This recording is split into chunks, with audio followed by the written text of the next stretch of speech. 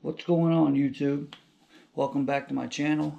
I greatly appreciate you guys tuning in. It means a lot to me. Today I think we're going to go over my bow, what I'll be shooting this year, and stuff like that. I shoot an Xpedition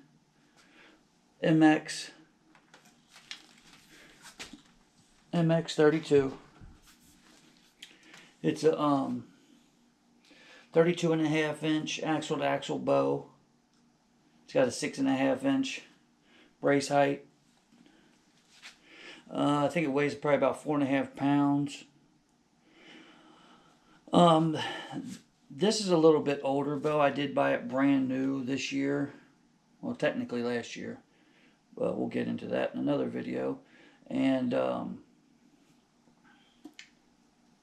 I bought it brand new, and I think when Xpedition was making this bow and some before, and maybe even a couple after, the gas bowstrings were was put on them.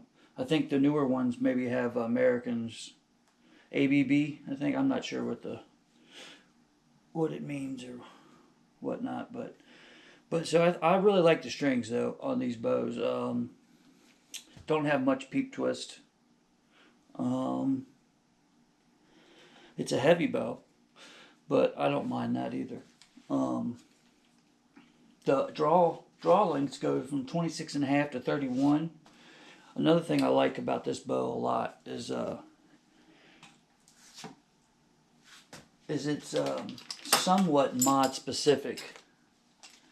So for your short draw lengths, you'll put on the S mod, and the S mod will cover 26.5 to 27.5 inch draw lengths. The next mod is the M mod, and that's what's currently on my bow, and it'll cover 28 to 29. I'm closer to the top end of that mod, which would be around 29. And the last one is going to be your L mod, and this is for your long draw guys, 29.5 to 31. You know, I think this type of system is going to make your bow just a little bit more efficient. My first bow I had, which was the PSE Stinger Max,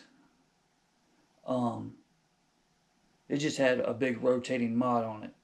And if you're not towards the top end of the mod in draw length, you know, it's not going to be as efficient as a mod specific bow.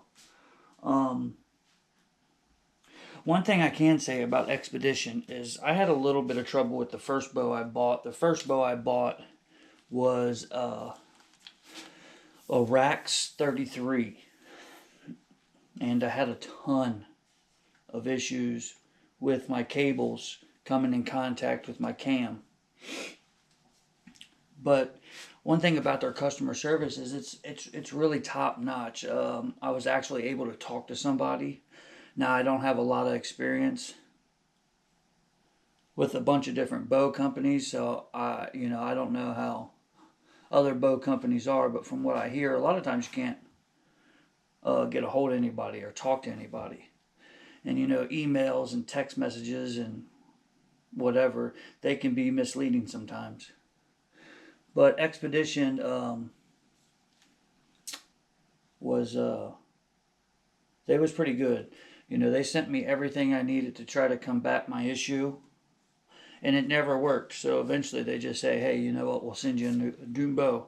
And this is the bow they sent me, which is supposed to be an upgrade. It's almost identical to my other bow, but either way, I don't mind. And the limbs, I had a little piece of tape on my limb, and I took it off. I don't know why the tape was there, and it ripped the logo off. It did say Xpedition on here. So when I ripped it off and it kind of looked janky at that point, I just took duct tape and put it on there and ripped the rest off. And I actually like it a little bit better. I'd rather have straight black limbs than anything else. But the sight I'm running is the Spot Hog Hogfather. No, it's a tank of a sight. I mean, it's just awesome. I run a Viper light, a 2-power lens. I run a dead center stabilizer adapter for your front and back bar. This rest, it's an Apache. I think it's a Nap Apache. My last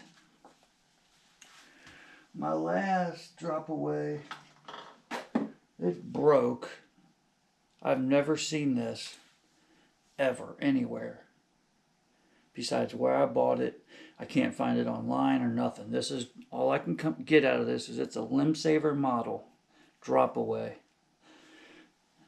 cable driven rest. But that was, you know, $160, no micro adjust or anything. I think nowadays this sight came off my dad's bow. My dad, he can't shoot that much at the moment, but this came off his bow. He's letting me borrow it until I figure out which one I want to go with. And I think you can get them for like $25 on Amazon. And I can tell you one thing, this thing has micro adjust, and it puts my rest to shame. It's that just blew me away.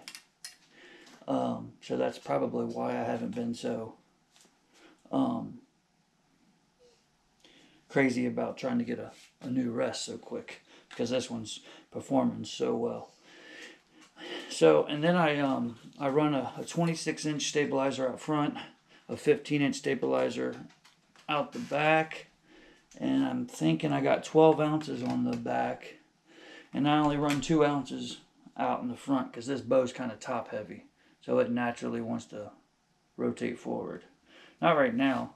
Right now it's probably side heavy, but I kind of like that, happen to put that bias into my aim. I want to try to, you know, lean it one way or another to get my bubble level. But yeah, Xpedition's customer service is top notch. I really enjoy this bow. I plan on getting some type of target bow this summer, and we'll do a review on that when I get it. And at some point when I get this installed on my target bow, we'll go over this as well. This is the CBE VTX scope, 32 millimeter.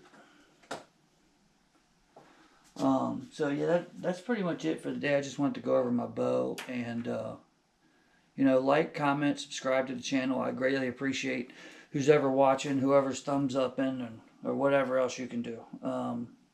Means a lot to me. Keep it up, and share the videos. I greatly appreciate you for watching. Thank you.